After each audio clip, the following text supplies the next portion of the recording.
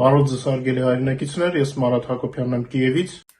Այսօր Ուկրաինա-Ռուսաստանի լայնածավալ ներխուժման 1643-րդ օրն է, տոնական օր է, բայց միևնույնն է ձեզ համար պետք է եթեր պատրաստեմ։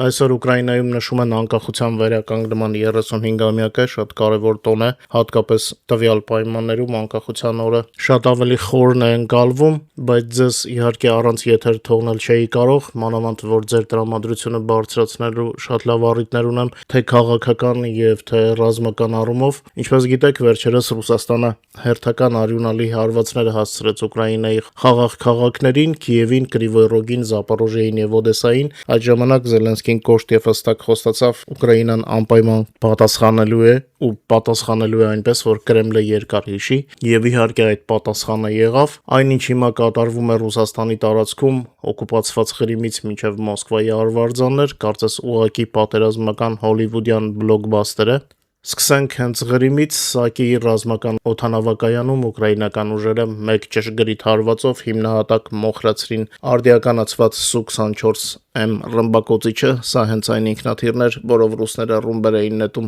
ուկրաինացիների տների վրա, բայց սա դեռ սկիզբն է։ Հաջորդ հարվածը հասցվեց հայտնի հրամանատար Մադյարի ստորաբաժանումը, տղաները իրենց դրոններով մտան հենց ռուսական ավիաբազայի տարածք ու ուղղակի կանգնած տեղում պայթեցրին երկու ծանր Su-33 եւ MiG-29 ինքնաթիռներ, սա միլիոնավոր դոլարների եւ ռուսական ավիացիայի հեղինակության կատարյալ ջախջախում է, բայց պատասխանը միայն Ղրիմով չսահմանափակվեց։ Ուկրաինական անօթաչուները հասան Օրենբուրգ եւ այնպիսի հրդեհ բռնկեցին Օզոն ընկերության լոգիստիկ պահեստում, որ ռուսների ողջ թիկունքային մատակարարումը այդ տարածաշրջանում կաթվածահար եղավ, իսկ հիմա ամենահետաքրքիրը երևի, կարծես գործի են անցել պարտիզանները Սանկտ Պետերբուրգի մոտակայքում տեղի ընդհատակը հաջողված դիվերսիայով ամբողջությամբ այրել է ռուսական զորքերի սնուցման հսկայական բազան, ու սա դեռ ամենը չէ, հենց երեկ Մոսկվայի մարզի Ակուլովո ավանում եւս մի հսկա պահեստ է բռնկվել, ռուսական կողմը լռում է, օդային տագնապ չի եղել, ինչը նշանակում է միայն մեկ բան՝ Ռուսաստանի ներսում դիվերսիոն աշխատանքները հասել են այնպիսի մակարդակի, որ Կրեմլը արդեն սեփական ստվերից է սկսել վախենալ։ Այս ամենը հստակ ցույց է տալիս, որ Զելենսկու խոստացած պատասխան հարվածների ալիքը կանգնեցնելը Ռուսաստանի կողմից անհնար է։ Ռուսաստանը այլևս անվտանգ չէ ոչ միտեղ, ոչ օկուպացված Ղրիմում, ոչ էլ Մոսկվայում, բայց միայն սա չէ իհարկե մեր հարվածների ցանկը, ձեզ համար կարևոր նորություններ կան, ինչպես ասացի, թե ռազմի դաշտից եւ թե քաղաքական ոլորտից, արտասահմանյան այն ուժերը, որոնց դուր չէր գալիս Ուկրաինայի ուժեղ իշխանությունը, պարտվեցին հերթական ճակատամարտում եւ Ֆյոդորովի հետ կապված ողջ պատմությունը ավարտվեց ծայրահեղ տխուր թե իր եւ թե իր արտասահմանյան հրահրողների համար։ Հիմա Ֆյոդորովը խնդիր ունի բոլորին ապացուցելու, որ ինքը ուկրաինական քաղաքական գործիչ է։ Կհիշեք երևի անցած եթերում ասացի, որ Թրամփը փորձում էր Ուկրաինայում ներքաղաքական իրավիճակ փոխել, բայց չստացվեց, Զելենսկին նորից ուժեղ դուրս եկավ, այնպես որ հերթական փորձը թուլացնել Ուկրաինայի ուժեղ իշխանություններին ձախողվեց ի ուրախություն մեզ։ Այդ ընթացքում Ուկրաինան շարունակում է հարվածներ հասցնել Ռուսաստանի կողմից օկուպացված տարածքների եւ հենց Ռուսաստանի տարածքի ռազմավարական թիրախներին, իսկ պուտինյան զորքերը փորձում են կասետային լիցքերով, բալիստիկ հրթիռներով հարվածել ավտոլիցքավորման կայաններին։ Որպեսզի ավելի հստակ պատկերացնեք, ասեմ, որ առնվազն 3 միլիոն դոլար արժողությամբ բալիստիկ հրթիռով ռուսական կողմը փորձում էր վնասել ավտոլիցքավորման կայանը եւ բեռնատարների կայանատեղին, որոնց արժեքը նույնիսկ ամենաուռճացված գնահատականներով կազմում է 750,000-ից մինչև առավելագույնը մոտ 1 միլիոն դոլար, այսինքն Ռուսաստանը ծախսել է 3 միլիոն, բայց տվել է վնաս 1 միլիոնից էլ քիչ։ Ուկրաինային հյուծելու փորձերի մեջ հյուծվում է հենց ինքը Ռուսաստանը, եւ եթե Պուտինի ծախսերը անվերադարձեն, ապա Եվրոպայի երկրները ռուսական հարվածներից հետո առանձին օգնություն են հատկացնում Ուկրաինային ագրեսորի հարվածների հետևանքները հաղթահարելու համար։ Ստացվում է, որ Ռուսաստանը հյուծվում է թե ռազմաճակատում, թե նրա տնտեսությունն է հսկայական քայլերով գնում դեպի սպառում, իսկ մարդիկ այդ ընթացքում փախչում են Ռուսաստանից հնարավոր մոբիլիզացիայի պատճառով։ Վստահ եմ մեր լսարանի մեծ մասը տեսել է այդ կադրերը մեր տելեգրամյան ալիքում, շատ մեծ հերթեր են առաջացել Ռուսաստանի սահմանների վրա, մարդիկ փորձում օր առաջ փախչել Ռուսաստանից,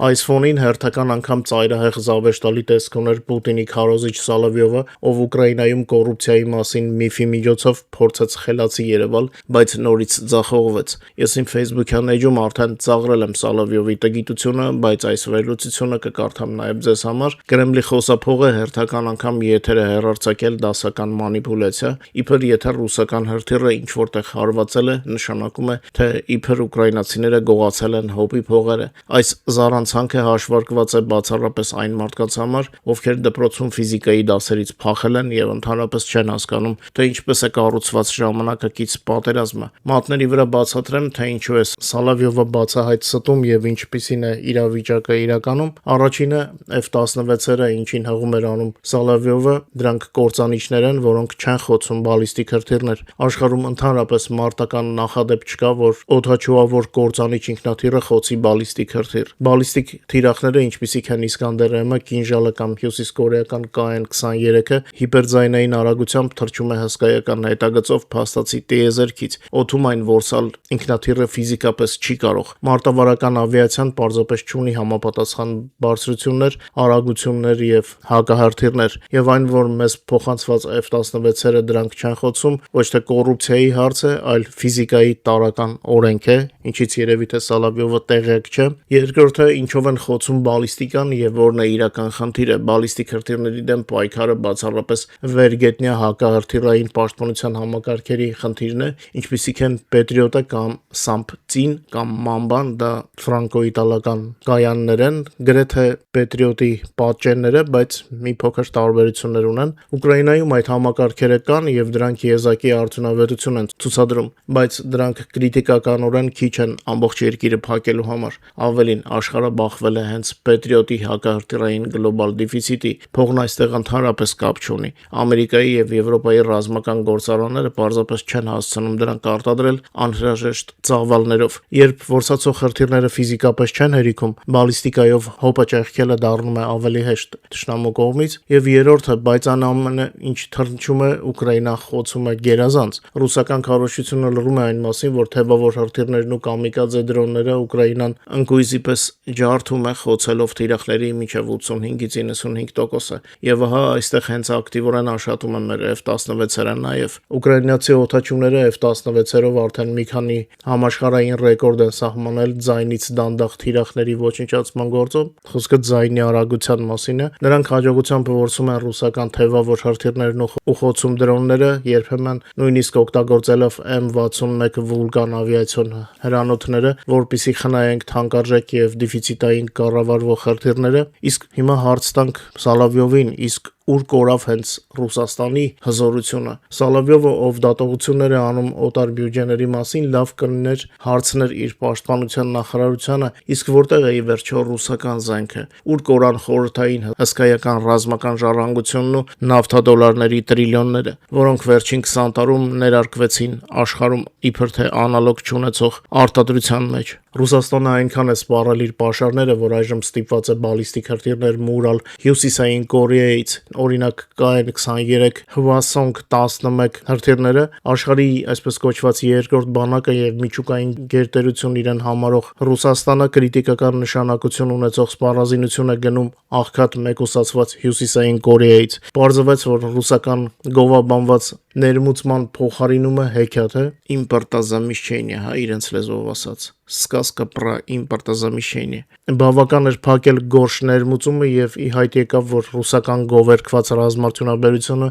ընդունակ չէ հրթիռ հավաքել առանց արևմտյան կենցաղային եւ էլեկտրոնիկայի եւ չինական միկրոսխեմաների։ Հերթական բաժինը անվանենք հյուսիսկորեական որակը կամ խայտարակություն ողջ աշխարհով մեկ։ Քիչ է, որ Ռուսաստանը ողորմություն է խնդրում բռնապետներից, նա նաեւ գնում է բացահայտ խոտան կորեական KN-23 հրթիռների բեկորների պաշտոնական վիճակագրությունն ու փորձաքննությունները ցնցող արդյունքներ են ցույց տալիս, դրանց մոտ կեսը պարզապես պայթում է օդում, կորցնում է կառավարումը կամ ընկնում է դաշտերում, այդպես էլ չհասնելով թիրախներին։ Ռուսաստանը միլիարդներ է ծախսում կորեական ջարդոն գնելու համար, որը թռչում է մոտավորապես այն կողմ, միայն թե քանակով ռմբակոծի մեր քաղաքները։ Ահա սա է այն իրական օրինակը, թե ինչպես արդյունավետ կերպով մսխեցին եւ թալանեցին մի ամբողջ երկրի ռազմական պոտենցիալ, Սալավյովի երկրի պոտենցիալի մասին է խոսքը, ամփոփելով Սալավյովի թեման, ասեմ, որ Ուկրաինայի ՀՕՊ-ը աշխատում է մարդկային եւ տեխնիկական հնարավորությունների սահմանագծին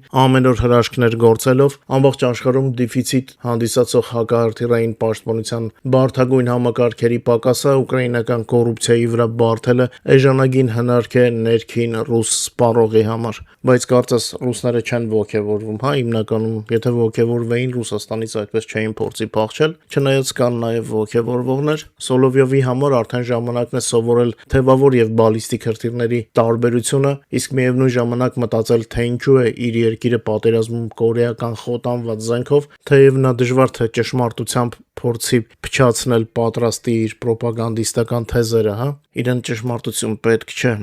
26 թվականի օգոստոսին Ռուսաստանում սկսվել է համակարգային ճգնաժամ, որն առաջացել է երկարատև պատերազմի հետևանքների եւ ենթակառուցվածքներին հասցված հարվածների պատճառով։ Մոսկվայում վառելիքի կոլապս է սկսվել, Ռուսաստանի մայրաքաղաքում բենզինի խիստ դեֆիցիտի երկրորդ ալիքն է պայմանավորված ռուսական նավթավերամշակման գործարաններին Ուկրաինայի հասցրած հարվածներով։ Ավտոլիցքավորման կայաններում սահմանափակումներ են մտցվել, գոյացել են կիլոմետրերով ձգվող հերթեր, իսկ վատորակ վառելիքի պատճառով զանգվածաբար փչանում են մեքենաների շարժիչները։ Սա 2009 թվականից ի վեր վատթարագույն տնտեսական ճգնաժամն է։ Ռուսաստանի գիտությունների ակադեմիայի ակադեմիկոս Աբել Աղամբեկյանը փաստում է, որ պատերազմի պատճառով Ռուսաստանի տնտեսության քաղաքացիական հատվածը պաշտոնապես ռեցեսիա է ապրում։ Իրավիճակը գնահատվում է որպես ամենավատը վերջին 17 տարվա ընթացքում, սկսած 2009 թվականի համաշխարհային ճգնաժամից։ Միևնույն ժամանակ ռուսները խոճապահար փախչում են Վրաստան,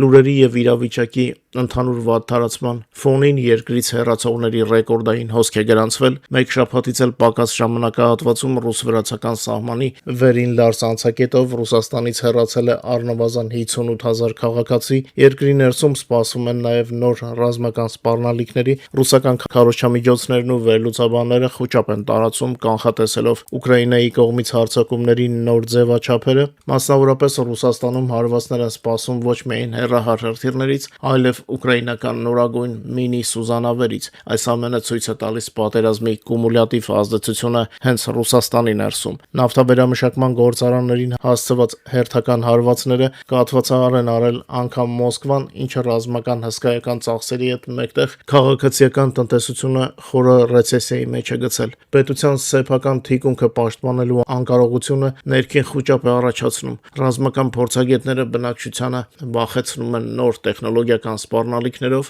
իսկ սովորական քաղաքացիները տեսնելով բենզինի հերթերն ու տնտեսական անկումը ընտրում են զանգվածային արտագաղթը ռեկորդային տեմպերով գրոհելով նույն հենց Վրաստանի սահմանը օրինակ։ Այս ամենը կատարելապես լրացնում է համակարգային ճգնաժամի ընդհանուր պատկերը եւ դա հաստատում են նաեւ միջազգային վերլուծաբանները, օրինակ Եվրոպայում Ամերիկայի զորքերի նախկին հրամանատարը բացատրում է, թե ինչու է Ռուսաստանի տնտեսական համակարգը գտնվում քրիտիկական բեկման եզրին, Կրեմլի ֆինանսական պահուստները արագորեն սպառվում են, իսկ գնաճն ու կադրերի դեֆիցիտը զրկում են ռազմարդյունաբերությանը ռազմաճակատի կորուստները անվերջ փոխհատուցելու հնարավորությունից։ Դրան զուգահեռ սոցիոլոգիական հարցումները ֆիքսում են Ռուսաստանի քաղաքացիների շրջանում սոցիալական լավատեսության մակարդակի կտրուկ անկում, ինչպես մինչև այս ամառվա պատմական նվազագույնը ռուսների հուսահատության եւ աճող տագնապի հիմնական պատճառներն են գների շարունակական աճը, հիմնական ապրանքների դեֆիցիտը եւ նոր մոբիլիզացիայի վախը։ Իրավիճակը այնքան է սրբել, որ նույնիսկ հեղինակը, որ Financial Times-ն է հայտնում, որ ուկրաինական հեռահար դրոնները հաջողությամբ հասնում են Սոչիի օբյեկտներին, որը ռուս դիկտատորի սիրելի հանգստավայրն է։ Սեփական անվտանգությանը սպառնացող իրական վտանգի պատճառով Պուտինը գրեթե դադարել է այցելել Բաչարով Ռուչեի նստավայր, վախենալով կառավարական ամառանոցների ուղղությամբ հնարավոր հարվածներից, եւ զարմանալի չէ, որ ռուսական էլիտայի ազդեցիկ ներկայացուցիչները Մոսկվայի քաղաքապետ Սերգեյ Սաբյանինը եւ Սբերբանկի ղեկավար Գերման Գրեֆը բացահայտ հանդես են եկել տնտեսությունը լիովին ռազմական գծերի եւ գծերի վրա փոխադրելու դեմ։ Կրեմլի շրջապատում աճող պառակտումը ել ավելի ավելի սրվեց այն բանից հետո, երբ վերևից զանգով աշխատանքից հեռացվեց Վեբի գլխավոր տնտեսագետ Անդրեյ Կլեպաչը, ով բացահայտ կանխատեսել էր Ռուսաստանի պարտությունը հյուծող պատերազմում Ուկրաինայի հետ, տրամաբանական շղթան պարզ է. Ուկրաինայի հարվածները Սոչիին զրկում են Պուտինին անվտանգության զգացումից, անգամ խորը թիկունքում, մինչդեռ ամերիկացի գեներալները կանխատեսում են ռուսական ֆինանսական համակարգի մոտալուտ կործանումը, երկրի ներսում դա անմիջապես անդրադառնում է մարդկանց վրա, ռուսների երջանկության ինդեքսը հատակում է հայտնվել աղքատության եւ մոբիլիզացիայի վախի պատճառով, գիտակցելով աղետի անխուսափելիությունը Գրեֆի եւ Սոբյանինի պես թոփ պաշտոնյաները սկսում են բացահայտ սաբոտաժի ենթարկել ռազմականացման հրամանները, հասկանալով, որ երկարատև պատերազմը վերջնականապես կործանում է տնտեսությունը, ու մինչև Ռուսաստանը ողորմություն է խնդրում համաշխարհային վտարանդիներից, ինչպիսին է Հյուսիսային Կորեան, խոտանված զենքեր գնելու համար, Ուկրաինան վերածվել է Եվրոպայի գլխավոր տեխնոլոգիական հաբի, ՆԱՏՕ-ն ուղղակիորեն սովորում է Ուկրաինայի զինված ուժերից արհեստական բանականությունը դրոնների երամներում ներդնելու գործում, իսկ Գերմանիայի պաշտոնական գերատեսչությունը արդեն բանակցում է ուկրաինական նորագույն Ֆլամինգո անօդաչու թռչող սարքերը գնելու եւ համատեղ արտադրելու համար, միևնույն ժամանակ եվրոպական հսկաները, ինչպիսիք են իտալական Լեոնարդոն, խորացնում են գործընկերությունն ու համատեղ արտադրությունները ծավալում Ուկրաինայի ներսում, իսկ Չեխիան հաստատում է հերթական խոշոր ֆինանսական տրանշը ռազմաճակատի համար արկեր գնելու նպատակով։ Արդյունքում արևմտյան աշխարհը ոչ միայն Ուկրաինային գումար է տալիս հարվածների հետևանքները հաղթահարելու համար, այլև ինքն է անցնում ապագայի պատերազմի ուկրաինական ստանդարտներին, իր հերթին նաև Հայաստանի շատ լավ բարեկամ Մակրոնը խոստացել է Ուկրաինային օգնել հակահրթիռային պայքարում, ու մինչ արևմտյան աշխարհը Պուտինին բացահայտ զգուշացնում է, որ ՆԱՏՕ-ի արևելյան թևի դեմ ցանկացած սադրանք կավարտվի Ամերիկայի կողմից անհապաղ ռազմական պատասխանով, Կրեմլի դաշնակիցների ճամբարում լրիվ կռախ է, լրիվ փլուզում է տեղի ունենում, Իրանը բախվել է աննախադեպ տնտեսական շրջափակման, որովհետև Թրամփը նրա դեմ աննախադեպ մասշտաբի պատժամիջոցներ է սահմանել, Թեհրանին զրկելով նավթադոլարներից, ահաբեկչությունը հովանավորելու եւ Ռուսաստանին զենք մատակարարելու հնարավորությունից, բանը հասել է նրան, որ իրանական ստվերային նավատորմի տանկերները, որոնք վառելիք էին տանում հուսիթներին, Սոմալիի ծովահենները հենց բոլորի աչքի առաջ ուղղակի կալանավորել են Եմենի ափերի մոտ իրանական նավը, միևնույն ժամանակ Կրեմլի փորձերը տնտեսապես պատժել իր դաշնակիցներին, քաղաքական կուրսը փոխելու համար դարձյալ ձախողվել են, Հայաստանը, որի դեմ Ռուսաստանը առևտրային պատերազմ էր սկսել եւ արգելափակել էր մատակարարումները, ռեկորդային տեմպերով մեծացրել է արտահանումը դեպի Եվրոմիության, այս առևտրային էմբարգոյից հետո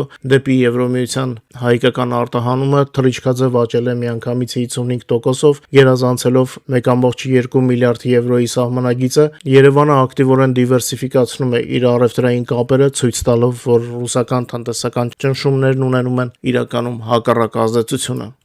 Մինչ մեր հաղորդման մյուս թեմաներին եւ առաջնագծի լուրերին անցնելը, խնդրում եմ օգտագործել YouTube-ի գործիքները մեր եթերի առաջ խաղացմանը նպաստելու համար, խնդրում եմ լայքեք եւ եթե հնարավոր է կիսվեք մեր հեռարձակմամբ սոցիալական ցանցերում, հիշեցնեմ նաեւ, որ օրը 24 ժամ կարող եք տեղեկանալ Ուկրաինայի եւ Ուկրաինայի շուրջ նորությունների մասին մեր Telegram-յան ալիքից, գիտեք, որ հղումը բոլոր եթերների նկարագրության մեջ է եւ մեկնաբանությունների ամենավերևում։ Հասանք ռազմաճակատի թվերի բաժնին, անցած 4 օրվա ընթացքում ռազմաճակատում տեղի է ունեցել 925 մարտական բախում,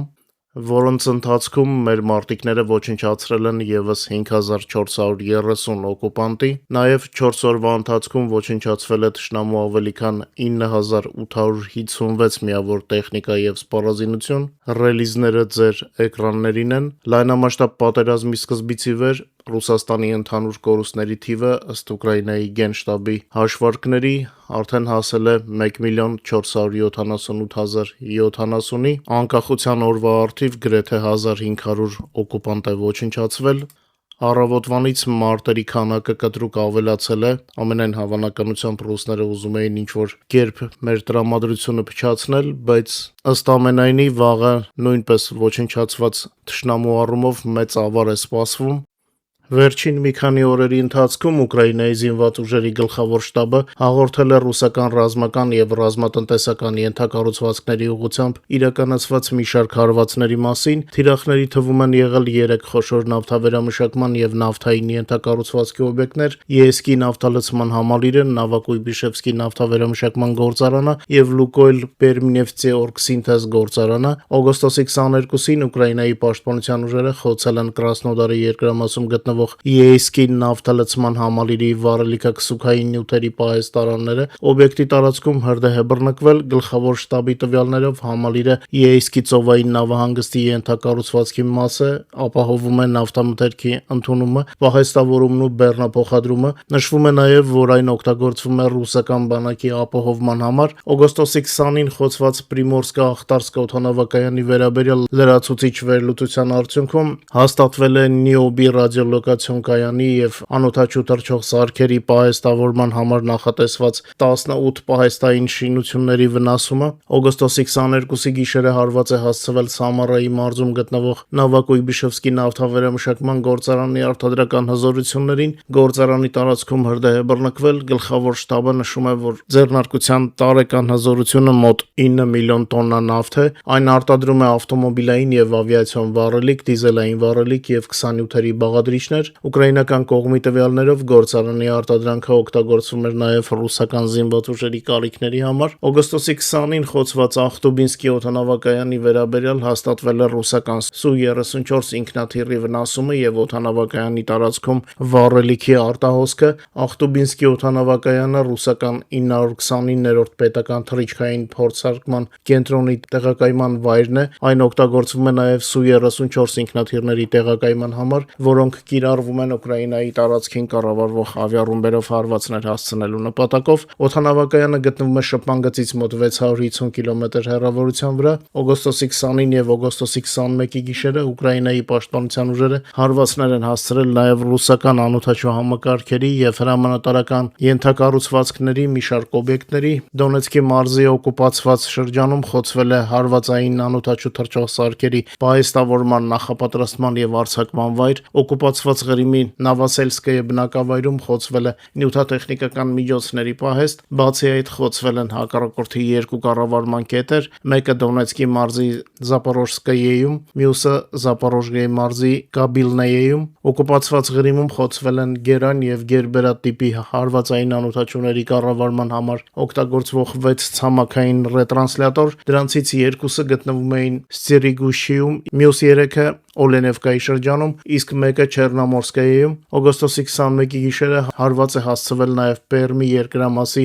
Պերմ քաղաքում գտնվող Լուկոյլ Պերմնեֆտեօրգսինթեզ նավթավերամշակման գործարանին։ Ձեռնարկության տարածքում հրդեհ է արձանագրվել։ Գլխավոր շտաբի տվյալներով գործարանի նախագծային հզորությունը տարեկան ավելի քան 13 միլիոն տոննա նավթ է, իսկ նավթի վերամշակման խորությունը կազմում է մոտ 98%։ Հատկանշական է, որ գործարանը գտնվում է Ուկրաինայի սահմանից ավելի քան 1500 կիլոմետր հեռավորության վրա։ Նույն հաղորդագրության մեջ նշվում է նաև Վոլգոգրադի մարզում գտնվող Մարինովկա օդանավակայանի խոցման մասին։ Վնասի չափը դեռ ճշտվում է։ Եթե այս 6 հաղորդագրությունները դիտարկենք միասին, ապա ակնհայտ է դառնում, որ խոսքը ռուսական ենթակառուցվածքի տարբեր մակարդակների վրա հարվածների մասին է։ Առաջին ուղղությունը նավթային և վառելիքային ենթակառուցվածքն է, ԵԵՍԿ-ի նավթալցման համալիրը, Նովակոյբիշևսկի նավթավերամշակման գործարանը և Լուկոյլ Պերմնեֆտեօրգսինթեզ գործարանը։ Երկրորդ ուղղությունը ռազմական ավիացիան է, Պրիմորսկա-Ախտարսկ, Ախտուբինսկ և Մարինովկա օդանավակայանները։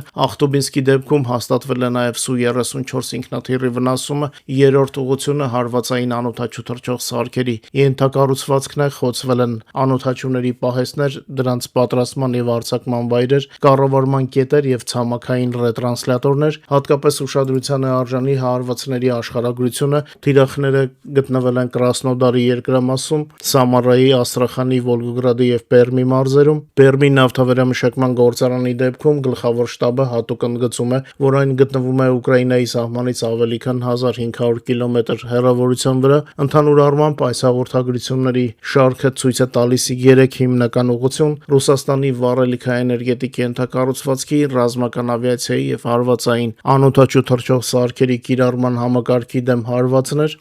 Վերջին օրերի իրադարձությունները ցույց են տալիս, որ Ուկրաինան շարունակում է ընդլայնել հեռահար հարվածների աշխարհագրությունը եւ թիրախավորել Ռուսաստանի ռազմական եւ ռազմատնտեսական ենթակառուցվածքները։ Այսպիսով հարվածների աշխարհագրությունը տարածվում է Ռուսաստանի խորքը, իսկ թիրախների շրջանակը ներառում է ոչ միայն ռազմական, այլև վառելիքային ենթակառուցվածքը։ Սև ծովում իրավիճակը նույնպես փոխվում է։ Ռուսաստանը Սևաստոպոլից նավերի մի մասը տեղափոխել էր Նովորոսիիսկ, այն ավելի անվտանգ համարելով, սակայն այժմ Նովորոսիիսկն էլ է հայտնվել հարվածների հնարավոր գոտում։ Դրա հետևանքով Ռուսաստանի համար ավելի է բարդանում Սևծովյան նավատորմի անվտանգ բազավորման հարցը։ Միաժամանակ Ռուսաստանը շարունակում է հարվածներ Ուկրաինայի տարածքին Կրիվոյ Ռոգի ուղղությամբ։ Հարվածից հետո Եվրոմիությունում խոսել են Ռուսաստանի նկատմամբ ճնշումը մեծացնելու եւ Ուկրաինային, այդ թվում հակաօդային պաշտպանության ոլորտում լրացուցիչ աջակցություն տրամադրելու անհրաժեշտության մասին։ Պատերազմի ազդեցությունը զգացվում է նաեւ հարևան երկրներում։ Հաղորդվել է, որ ռուսական հարձակման ժամանակ հրթիռը մոտ 120 կիլոմետր խորացել է Բելարուսի տարածք, սակայն այս տեղեկությունը Բելարուսի իշխանությունների կողմից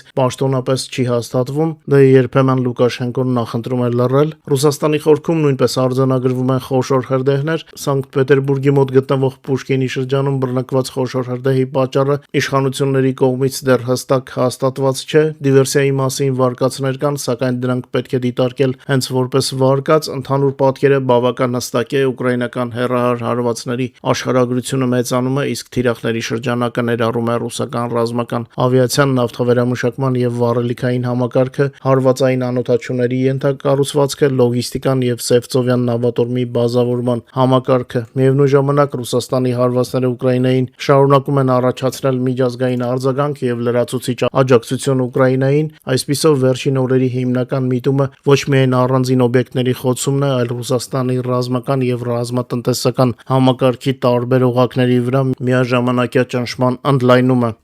Անդրադառնամ մի թեմայի, որ ինձ համար անակնկալ դարձավ, ճիշտն ասած, այն ժամանակ, երբ տասնյակ հազարավոր ուկրաինահայեր զենքը ձեռքներին ուկրաինացի ժողովրդի հետ կողք կողքի մոտեցնում են Ուկրաինայի հաղթանակն ու ազատությունը, ինչը անխուսափելիորեն կանդրադառնա նաև Ռուսաստանի կայսերական ճիրաններից հենց Հայաստանի ազատագրման վրա։ Երևանից հնչում են աբսուրդային հայտարարություններ, այսպես կոչված ընդդիմության падգամավորների կողմից, հենց հիմա, երբ հայ-ուկրաինական շփումները վերջին տասնամյակների համեմատ աննախադեպ թափ են հավաքել եւ դուրս են գալիս նոր մակարդակ, ընդդիմության ներկայացուցիչը իմ կարծիքով իրեն թույլ է տալիս բացահայտ մանիպուլյացիաներ։ Լավ կլիներ, որպեսզի որոշակի թեմաների անդրադառնալուց ընդդիմության падգամավորները ուսումնասիրեին նյութը եւ հստակ իմանային ինչի մասին են խոսում, որովհետեւ Հայաստանի պարլամենտի ամբիոնից հնչեց ռուսական ռոպագանդա։ Զարմանալի է նաեւ այն, որ քանի դեռ Ռուսաստանը այն գլխավոր դաշնակիցը, որի հետ կապերի համար այդքան ուժգին մտահոգված է Արեգա Հովսեփյանի քաղաքական ուժը, Արցախում եւ Ղարաբաղում պաշտոնապես բացում է Կամազի խոշոր տեխնիկական կենտրոն եւ այնտեղի արդյունաբերական գոտիներում ակտիվորեն զարգացնում է իր կոմերցիոն նախագծերը, տիկին падգամավորը հանդես է գալիս Ուկրաինայի հասցեին լիովին անհիմն մեղադրանքներով։ Հայաստանի ազգային ժողովի ընդդիմադիր падգամավորի հայտարարությունները այն մասին, թե Ուկրաինան աջակցում է էթնիկ զտումներին Ղարաբաղում եւ առաջիններից մեկն է իբր կառուցապատում Ղարաբաղյան տարածքները, որևէ կապ չունեն իրականության հետ եւ բացահայտ ապատեղեկատվություն են։ Սա ուղղակի ռուսական զրպարտություն է։ Ես կարծում եմ, որ չէ, որ Հայաստանի ազգային ժողովի ամբիոնից նման բան է հնչում։ Ժամանակն է, որպեսզի падգամավորները ավելի պատասխանատու մոտենան այն թեմաներին, հատկապես միջազգային ասպարեզի թեմաներին, որոնց անդրադառնում են։ Նախ եկեք խոսենք միջազգային դիվանագիտության եւ իրավունքի մասին։ Ուկրաինայի պետության պաշտոնական դիրքորոշումը արտահայտելու իրավասություն ունեն բացառապես լիազորված անձինք, ուստի մենք ուղղակի կոչ ենք անում տիկին Հովսեփյանին, հայ ընտրողներին եւ միջազգային հանրությանը ներկայացնել իր խոսքերի ուղղակի ապացույցները, մասնավորապես որտեղ են այն պաշտոնական հայտարարությունները կամ փաստաթղթերը, որոնք հնչել են Ուկրաինայի նախագահ Վլադիմիր Զելենսկու, Ուկրաինայի արտաքին գործերի նախարարության կամ Ուկրաինայի վարչապետի կողմից։ Եթե падգամավորը ի վիճակի չէ ներկայացնել այս 3 բարձրաստիճան պաշտոնյաների վերիֆիկացված խոսքերը, որոնք կհաստատեին էթնիկ զտումների ողջունումը, ապա նրա հայտարարությունները պաշտոնապես մնում են որպես քաղաքական ոչ կոմպետենտություն եւ էժանագին մանիպուլյացիա, Ավելին, Ուկրաինան անփոփոխ կերպով հանդես է գալիս միջազգային իրավունքի հարգման եւ պետությունների միջազգայինորեն ճանաչված սահմաններում տարածքային ամբողջականության սկզբունքի պաշտպանության դիրքերից եւ դա անում է հետեւողականորեն։ Հիշեցնենք մի կարևոր փաստ, որի մասին ընդդիմադիր падգամավորը հանկարծ մոռացել է, երբ 21-22 թվականներին ադրբեջանական զորքերը խախտեցին Հայաստանի սահմանը եւ մուտք գործեցին Հայաստանի ինքնիշխան տարածք Սյունիքի եւ Վայոց ձորի ուղղությամբ, Հայաստանում Ուկրաինայի դեսպանատունը եւ ուկրաինական արտգործնախարարությունը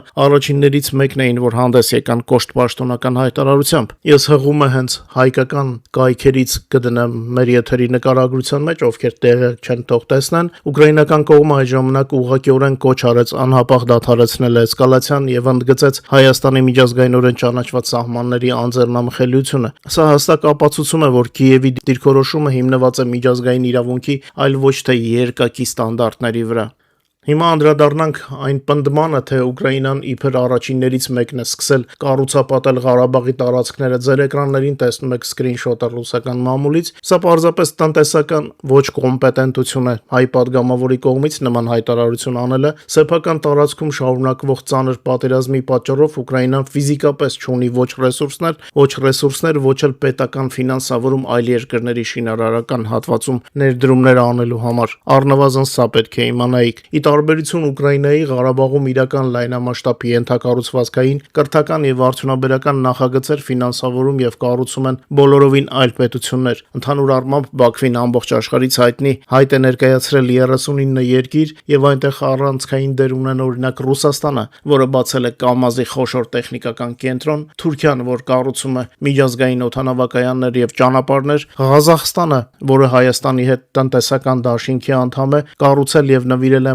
մանկական ստեղծագործական մեծ կենտրոն Ադրբեջանի կողմից Ֆիզուլի անվանվող քաղաքում, ինչպես նաև Ուզբեկստանը, Հունգարիան, Իրանն ու Իտալիան, որոնք ներգրավված են էներգետիկայի եւ ճանապարհաշինության ոլորտներում, եւս մեկ անգամ փաստում եմ Ուկրաինան որևէ հայտարարություն չի արել, որով կարդարացվեր բռնությունը հայերի նկատմամբ եւ չի հանդիսանում տարածաշրջանի կառուցապատման հովանավոր, խոսքը Արցախի մասին է։ Հայ падգամավորի անսպասելի փորձերը պատասխանատվությունը Կիևի վրա բարթելու էժանագին քաղաքական հնարք են ամենայն հավանականությամբ ներքին քաղաքական միավորներ վաստակելու համար։ Մենք սպասում ենք պաշտոնական ապացույցների Տիկին Հովսեփյանից կամ էլ հրապարակային հերկման։ Նաև ցանկանում եմ դիմել Հայաստանի արտաքին գործերի նախարարությանը եւ ազգային ժողովի ղեկավարին, որպիսի падգամավորի շուրթերից հնչող նման բացահայտ ապատեղեկատվությունը հերկվի նաև իրենց կողմից, որովհետեւ նման հայտարարությունները վնասում են իրականության օբյեկտիվ ընկալմանը։ Մենք կոչ ենք անում Հայաստանի արտաքին գործերի նախարարությանը արձագանքել, նույնը նաև Հայաստանի պարլամենտի ղեկավարությանը արձագանքել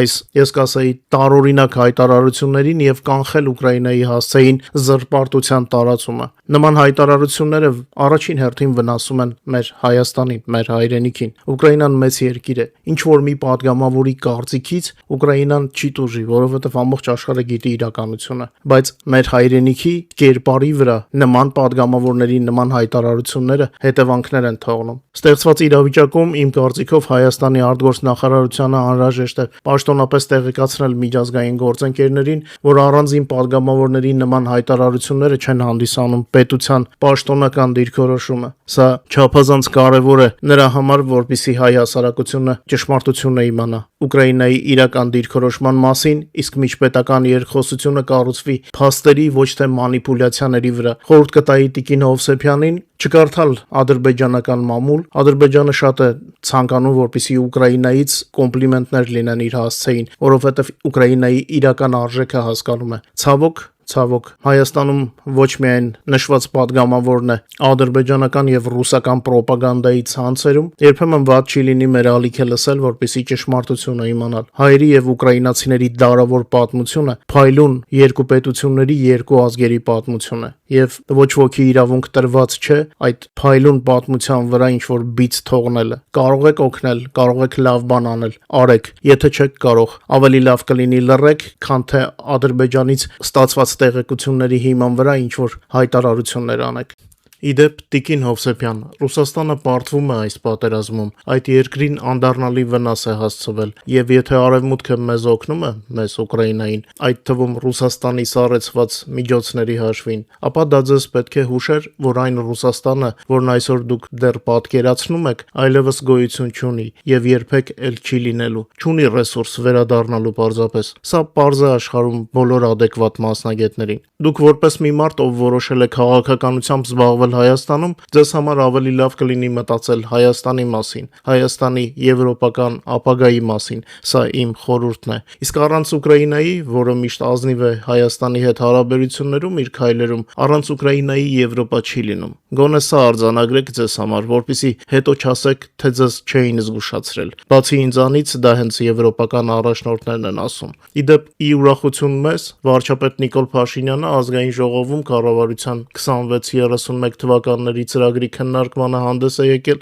ելույթով Փաշինյանը ազգային ժողովի ամբիոնից հայտարարեց, որ Հայաստանը մտադիր է մոտ ժամանակներս սկսել Եվրոմիությանը անդամակցության հայտ ներկայացնելու գործընթացը։ Շատ ենք քննադատել, որ այս որոշումը ուշանում էր եւ դժվար չէ պատկերացնել, թե որքան ուրախ ենք։ Միայն ափսոս կորցրած ժամանակը։ Ինչևէ, հուսանք Հայաստանի վարչապետի խոսքը օդում չի մնա։ Մենք իհարկե Ուկրաինայից ենք, բայց մեր հայրենիքի նման որոշմանը չենք կարող անտարբեր լինել։ Եվս մեկ անգամ կրկնեմ, որ պատրաստ ենք մասնագիտական օգնությամբ ավելի օգտակար լինել Հայաստանին։ Բազմիցս մեր եթերներից տարբեր փորձագետներ իրենց պատրաստակամությունը հայտնել են։ Իմ ջայլոց շատերը դեռ լավ չեն պատկերացնում այլ երկրներում հայկական կազմակերպությունների ճիշտ դրվածքի մասին։ Ինձ տեղեկություններ են հասել, որ որոշ առանձնապես ակտիվ անձինք սրտնեղել էին Ուկրաինայի հայերի շտաբի կողմից Գարեգին Բ-ին նրա 75-ամյակի արդիվ ուղարկված շնորհավորանքի պատճառով։ Ինձ թվում է, այդ մարդիկ մոռացել են, որ Ուկրաինայի հայերի միությունը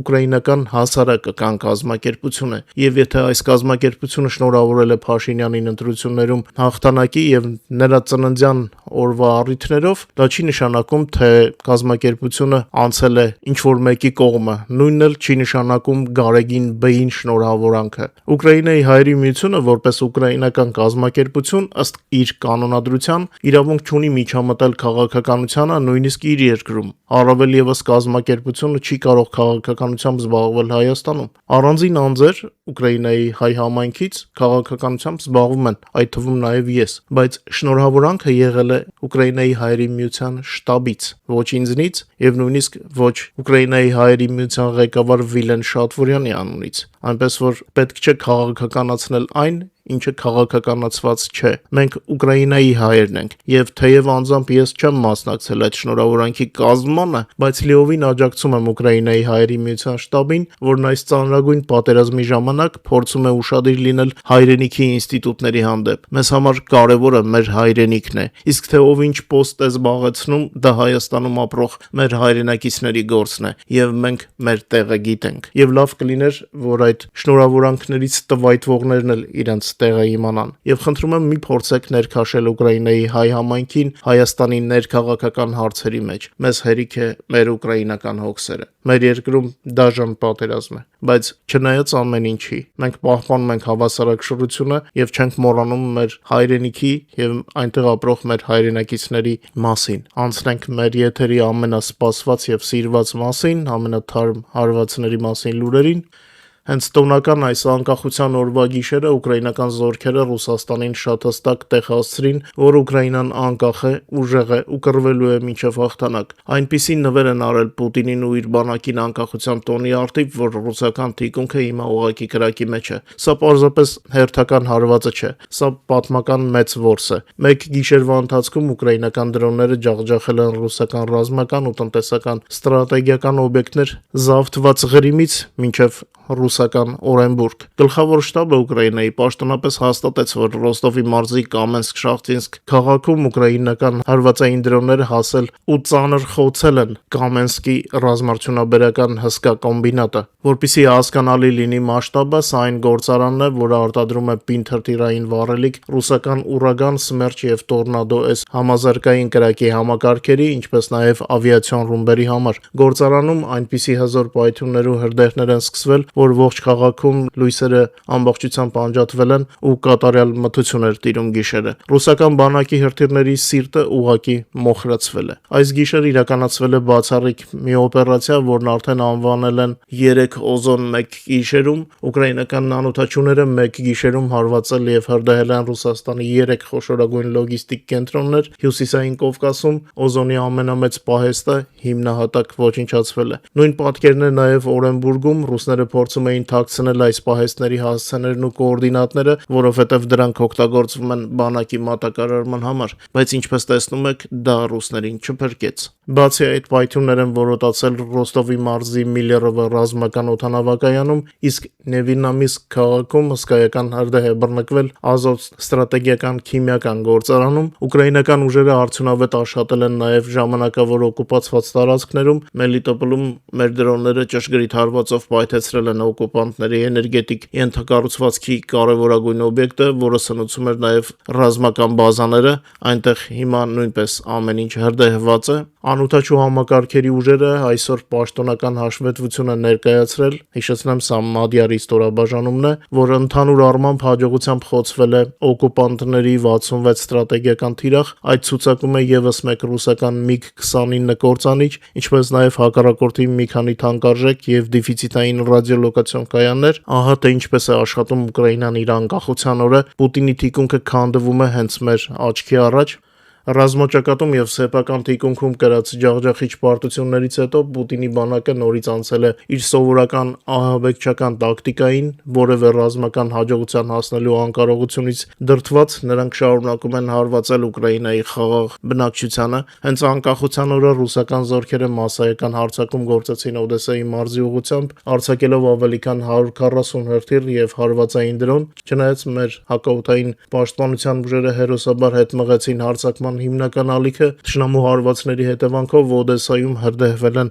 Էպիցենտր 2 մեծ շինարարական հիպերմարկետները։ Այս պահին հայտնի է 5 վիրավորների մասին, որոնցից 3-ի վիճակը ծանր է։ Երևի թե ռուսները փորձում են իրենց ժողովրդին շինարարական հիպերմարկետին հարվածը որպես պատասխան օզոնին կամ Վայլդբերիսին ներկայացնել, բայց սա ընդհանրապես համեմատելի չէ, մասշտաբները այլ են։ Բացի այդ, Ռուսաստանը թիրախավորել է Ուկրաինայի էներգետիկ համակարգը սահմանամերձ մարզերում, Ուկրէներգոն պաշտոնապես հայտնել է, որ մի շարք մարզերում էլեկտրամատակարարման ընդհատումներ են եղել եւ հիմա մասնագետները կրակի տակ աշխատում են լույսը վերականգնելու համար։ Շատ մարզերում եթերի պատրաստման պահին արդեն ամեն ինչ նորմալ էր, վերականգնված էր։ Մեր էներգետիկներն էլ կարծես զինվորներ կրակի տակ իրենց աշխատանքն են տանում, չնայած կրակի տակ ամբողջ երկիրն է ապրում, բայց դա չի կոտրում ուկրաինացիների կամքը։ Այս կրակը սա ռուսական բանակի ուժի նշանը չէ, սա նրանց բացահայտ թուլության ու հուսահատության ապացույցն է։ Նրանք ի վիճակի չեն պաշտպանել իրենց ռազմական օբյեկտները Ռոստովում կամ Օրենբուրգում, դրա համար էլ գիշերը հարվածում են հիպերմարկետին ու խաղաղ քաղաքներին։ Բայց ուկրաինացիներին սրանով վախեցնելը անհնար է։ Անկախության 35-ամյակը Ուկրաինան դիմավորում է հպարտ, ուժեղ եւ ցանկացած ահաբեկչությանը արժանի հակահարված տալու պատրաստ։ Վստահ եղեք, մեր ավելի հուշկ ու հարվածը չի ուշանա, ի տարբերություն Ռուսաստանի, որ բալիստիկ հրթիռները Հյուսիսային Կորեայից է գնում, իսկ բենզինը արդեն սկսել է Թուրքիայից ներմուծել։ Մենք Ռուսաստանը խոցելու հիմնական գործիքները Ուկրաինայում ենք արտադրում, եւ Ռուսաստանը այդ արտադրությունը խոցելու որևիցե հնարավորություն չունի։ Շնորհավոր անկախության վերականգնման օրը հուսանք 36-րդ տարելիցը կդիմավորենք հաղթանակած։ Համենայն դեպս ամեն ինչ այդ ուղղությամբ կարվի։ Շատ չերկարացնեմ տոնական եթերը, շնորհակալություն, որ մեզ հետ եք, խնդրում եմ չմոռանալ լայքել մեր հաղորդումը եւ հնարավորության դեպքում կիսվել սոցիալական ցանցերում։ Մինչ նոր հանդիպում, մնացեք բարով, ձեզ համար լավ հարցազրույցներ եմ պատրաստում, այնպես որ անալիտիկ ալիքով էլ կլինեն եթերներ, եղեք անփորձանք։